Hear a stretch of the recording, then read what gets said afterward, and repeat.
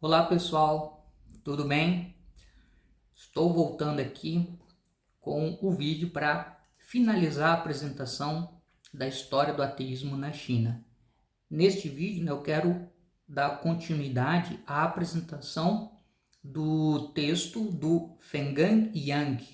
Não sei se está, mais uma vez, não sei se está certa a pronúncia, né? Ele tem um capítulo, então, no livro A História do Ateísmo de Cambridge, um capítulo chamado China Contemporânea. Então, no vídeo anterior eu tinha mencionado sobre a questão do ateísmo na China republicana no século XX. Né? E com a questão da Revolução Chinesa em 1949, a projeção, a proeminência, melhor dizendo, a proeminência de um ateísmo de vertente marxista, né? Marxista-leninista, né? Ele faz menção a isso aqui no texto, né?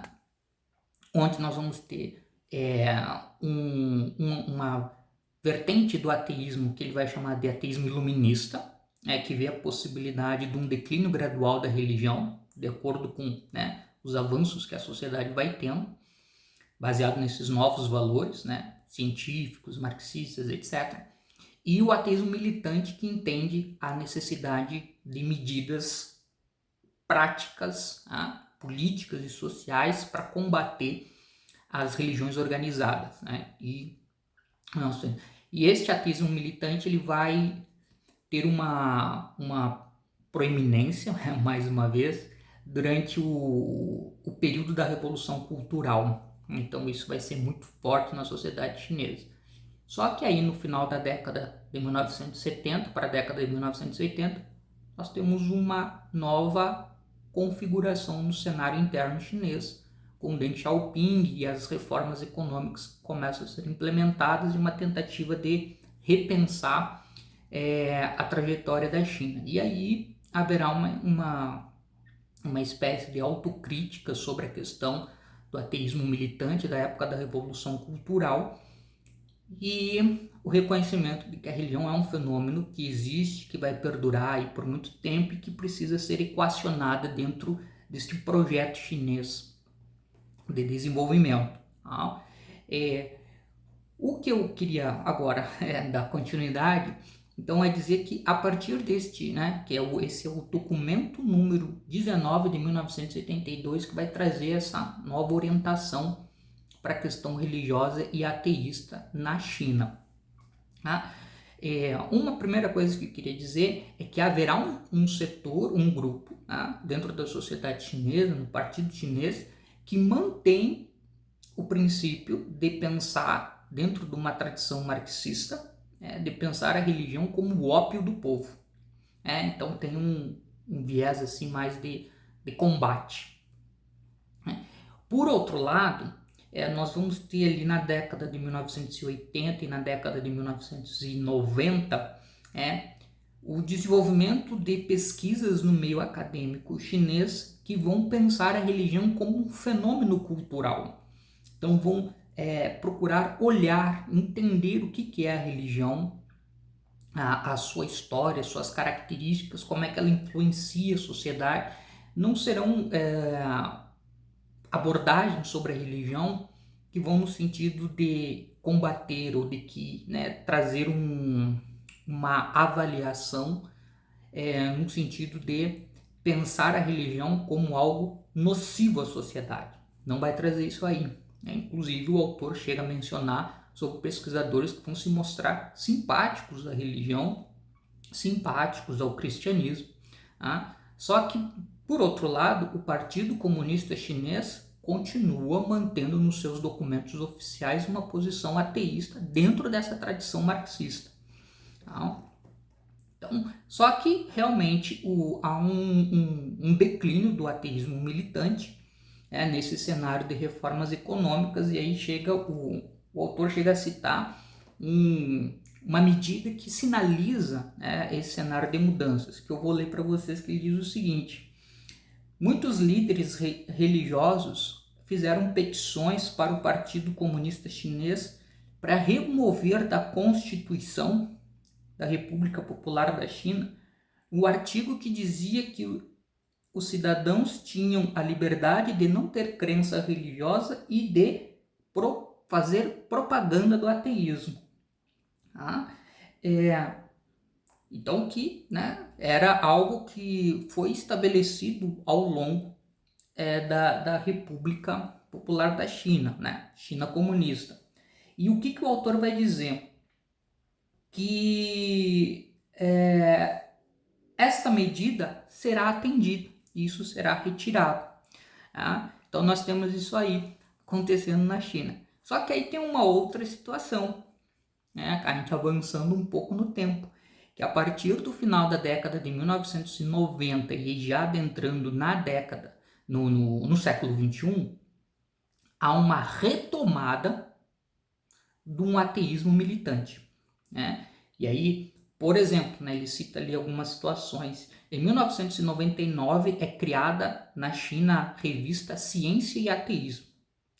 E em 2010 é criado o Centro de Pesquisas do Ateísmo Científico. E a ideia é produzir material, e além de produzir material, é também de procurar influenciar o debate público, né, a partir desta perspectiva. Aí o autor, mais para o final do texto, ele vai dizer que atualmente na China, esta pegada de um ateísmo mais militante, ela tem tido ressonância nas políticas públicas, ainda que ele não entre muito em detalhes aqui, pelo que eu entendi. Tá? Agora, um outro dado bem curioso, que é no final do capítulo, o autor vai mencionar uma pesquisa que foi feita na China, né, sobre a questão da religião e publicada em 2007, né, então já tem um certo tempo.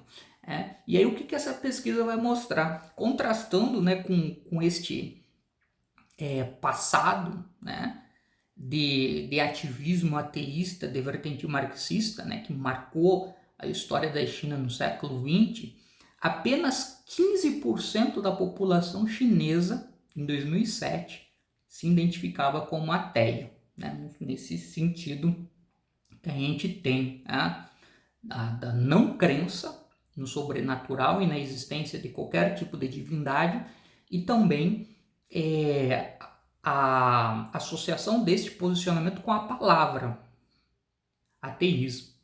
Né? Então apenas 15%. Né? Aí teria que ver mais detalhes sobre essa pesquisa. Também não sei, dentro da tradição cultural chinesa, como eles veem melhor essas questões. Né? Talvez a própria palavra ateísmo não seja algo que esteja em sintonia com o posicionamento de muitas pessoas na China. Mas enfim, então não tenho detalhes da pesquisa, não posso me aprofundar aqui.